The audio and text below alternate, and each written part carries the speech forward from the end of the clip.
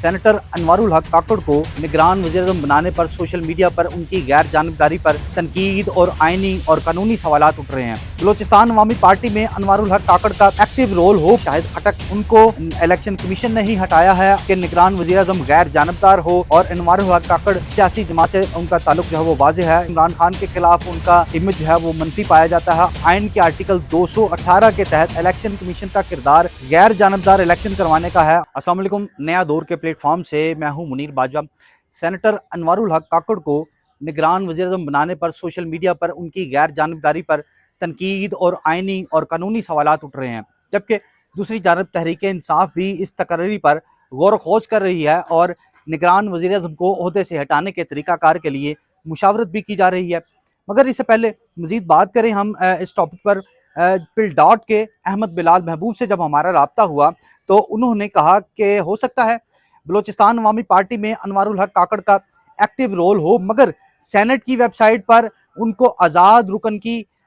Saint کی حیثیت سے ظاہر کیا گیا ہے، اور انوارul حق کاکڑ کا ماضی میں باپ کے ساتھ ترجمانی کا اور بانی رکن رہنے کا ایک ان کا دعویٰ تھا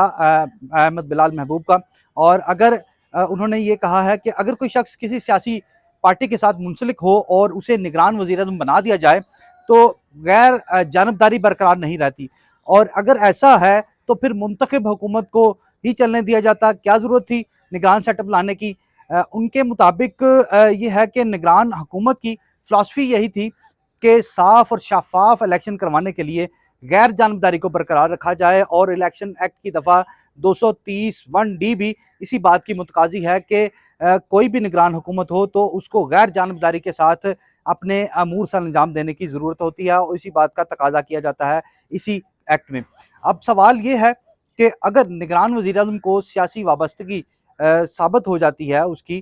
تو کیا انہیں ہٹایا جا سکتا ہے؟ تو اس پر ہم نے ان سے سوال کیا تھا تو انہوں نے کہا کہ بالکل نگران وزیراعظم کو ہٹانے کی نگران سیٹ اپ کو، ان کے وزراء کو ہٹانے کی مثال جو ہے وہ KPK میں وزیر ٹرانسپورٹ تھے شاہد خٹک، ان کو الیکشن کمیشن نے ہی ہٹایا ہے، اور انہوں نے سیاسی جلسے سے تقریر کی تھی، اور اسی بنیاد پر الیکشن کمیشن نے انہیں اس عہدے سے ان کا استعفیٰ لیا ہے۔ اور الیکشن کمیشن کسی بھی وقت ان کے مطابق سیاسی وابستگی نگران سیٹ اپ کی ثابت ہونے پر اس کو عہدے سے ہٹانے کا اختیار رکھتا ہے، اور انہوں نے یہ کہا ہے کہ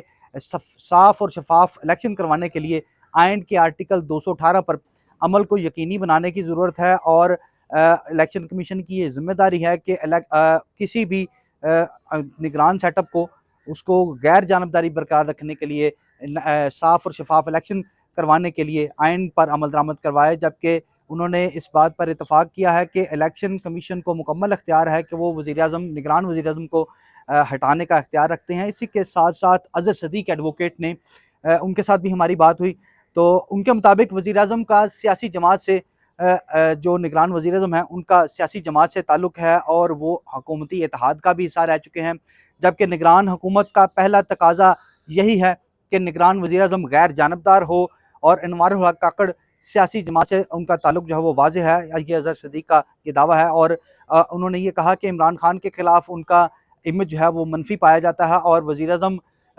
بنانا، کسی کو نگران اس طرح سیٹ اپ میں نگران وزیراعظم بنانا آئین کے آرٹیکل 224 اور 218 کی خلاف ورزی ہے، اور انہوں نے یہ بھی کہا ہے کہ یہ اقدام سپریم کورٹ میں بھی چیلنج ہو سکتا ہے۔ اس کے ساتھ ساتھ جو اہم بات ہے، جو بات ہم نے شروع میں کی تھی کہ